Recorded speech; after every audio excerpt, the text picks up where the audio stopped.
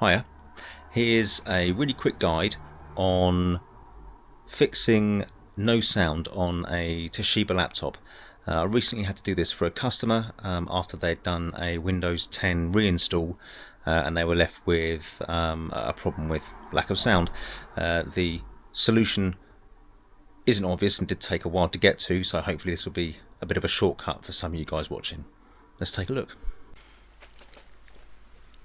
Because the fix was done on a customer's machine, I haven't actually got first-hand video evidence, so this is going to be the second best thing. This is me bringing together the key information. So in the bottom right-hand corner of the screen, we will be able to see a speaker icon. This one's working right because when we hover over it, it also shows us the device. On the user's laptop, their speaker icon was showing this red icon on it. Now, to find out if this is going to work, we need to open up Device Manager. Device Manager shows all of the hardware that's installed in your computer or your laptop. It shows screens and disk drives and displays and stuff, but it also shows sound and game controllers, and in there you'd expect to see IDT, high definition audio codec.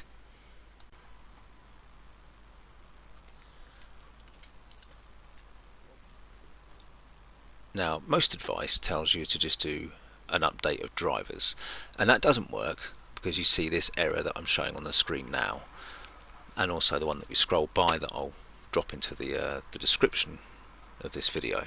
So both of those suggests that there's a bigger problem than simply drivers. And also, if you look at the driver of the audio device that I'm showing you now, you open Properties, Driver, all of this information was just blank. So something had gone seriously wrong. So the solution is this. We're going to go to the Dynabook website, and these are the guys that took over the Satellite range from Toshiba.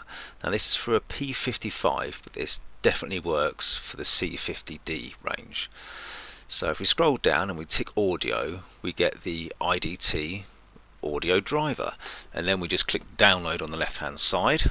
That downloads, we open it up, we click start, and we wait a bit.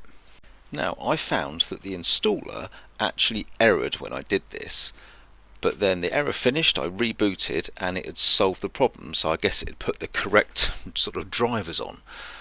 So hopefully that's going to be successful for you. I'll put all the links and everything in the comments, so if there's anything else you want, please let me know. And if you're thinking, why don't you just put the correct make and model number into the website? Well, this is why.